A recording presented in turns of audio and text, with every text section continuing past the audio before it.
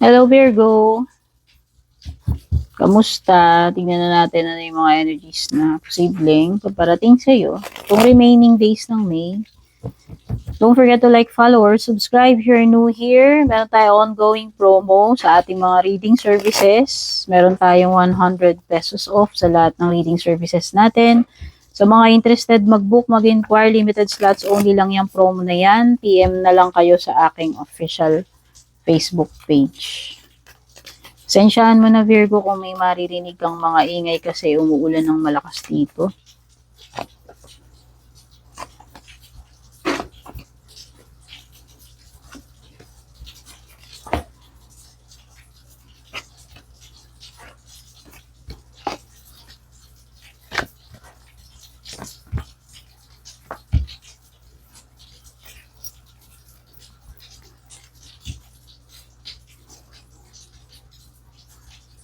Okay, pwedeng iba, mag-ingat kayo.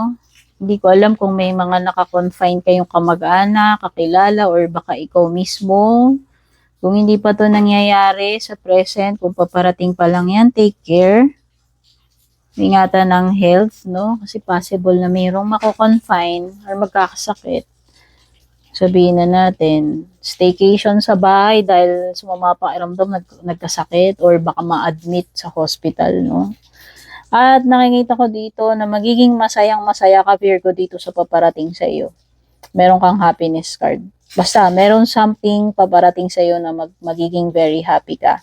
Pwedeng this is a proposal, baka good news pagdating sa career, sa negosyo, or sa love life mo. So, yun yung ilan sa paparating sa iyo. Ayan o, may offer eh. May offer, proposal or commitment or contract, no? Sabihin na natin career man yan or love life, meron something na magbibigay ng ngiti sa mga labi mo, magpapasaya sa iyo, no? Meron din ditong parang umiiwas na energy. Hindi ko alam kung meron ka bang balak iwasan or may tao na balak iwasan ka. Ayan no, someone avoiding something or someone din. Basta meron ditong energy na umiiwas, nagtatago, or nagdi-deny. Yung mga energy ng umiiwas, tinatanggi, nagtatago, di nagpaparamdam, nagmamaang-maangan, yung mga ganun sa energy ng umiiwas, running or avoiding.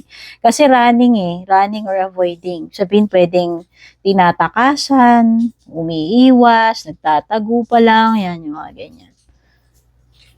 No, adrenaline rush, highest high. So you will reach the peak of something dito, Virgo. Ibig sabihin, darating ka doon sa pinaka-climax na itong ginagawa mo. Whatever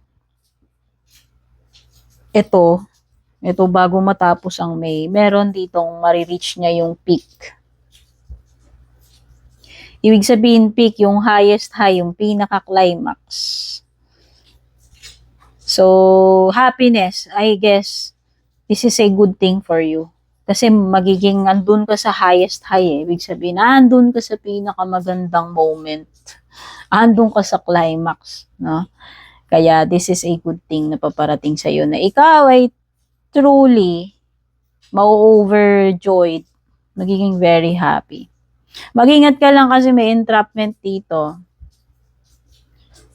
Yung tipong kukornerin ka o baka mahulog ka sa patibong, mabiktima ka. Okay? So, kung ayaw ninyong matali sa isang bagay or sa isang person na hindi nyo talaga gusto, beware. Kasi this is entrapment. Kung tao ito, tinutukoy dito, this person will do anything para lang makuha ka niya, matrap ka niya. Kaya kung ikaw ay lalaki, mahilig ka sa mga babae, or may mga nakakaanuhan, may pregnancy dito, babae ka man lalaki, kung ayaw mo ng pregnancy,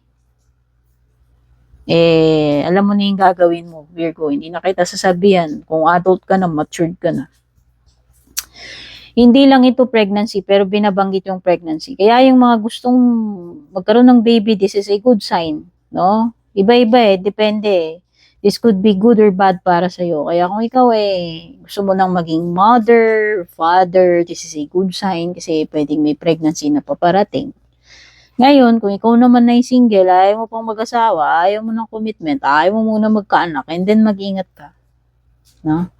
Pero this is strings attached. Ibig sabihin, kung ayaw mong ma-attach to someone or something, wala kang plano sa mga ganyan, wala kang balak, then ilag-ilag, ingat-ingat. Pero kung gusto mo, this is a good sign. Kasi nakikita ko dito, parang may strings na ma-attach ka dito. No? Pwede kang matali, yun lang yun. Sabihin na natin, pwede kang matali. Responsibility man yan, blank, blank, etc. or what. TikTok, deadline, time running out. Iba, magra-rush kayo. Hindi ko alam ano tong mga ira-rush ninyo bago matapos itong month ng May, Virgo. Pero merong mga mamadaliin, may mga kailangan tapusin, Virgo. May mga deadline. So, pwedeng yung iba, this is an indication ng stress or pressure. Kasi magmamadali ka na Okay? Meron ka ring toxic, unhealthy behaviors people around you. Poison. Toxic. Pwedeng toxic people, toxic situations kasi nga may mga stress, deadlines, rush, no? Nakakakonsumi. Kailangan magmadali, kailangan matapos. So, sobrang pressure, sobrang stress, sobrang konsumisyon. So, very toxic indeed. Bukod pa dun sa mga toxic people na possible na ma-encounter mo, toxic situations or people. Okay, may makikipag-connect sa iyo. Hindi ko alam kung sino to. Baka meron someone will keep in touch with you. Romantic man ito, friendship or hindi. Meron ditong mga makikiconnect, makikipagkita, makikipag-usap. Or pwedeng via online, no?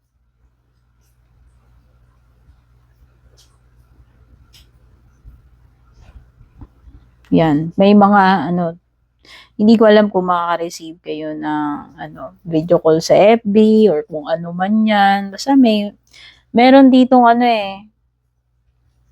online parang doon kayo magkakaroon ng interaction, ng connection or pakiki-contact or pag-uusap, no? Projected, yan na nga, days, ito na nga yun, yung nakikita kong pressure, deadline. So, ilang araw na lang, sabihin na natin, binabanggit kasi dito, ilang araw na lang or weeks or months, kaya parang starting itong mga days na to, bago matapos yung May, very stressful na sa'yo, very pressured ka na. Okay, pwedeng iba ang tinatapos nyo dito, write up. Kung writer kayo, kung may mga tina-type kayo dyan, basta may mga may mga ine-encode, sinusulat, parang mga documents or kasulatan, ayan, may mga kailangang isulat. Hindi ko alam kung correspondence, kung mga sulat yan, literal na letters or mga papeles or reports. Basta parang may kinalaman sa mga reports or yung mga may mga documents or sinusulat or tinatype. No? Kaya siguro sobrang pressured kayo na kailangan matapos nyo yan. Itong bago mag-June. Okay, Virgo. So, ito yung mga energies na na-pick up ko for you. Don't forget to like, follow, subscribe. Take care and God bless.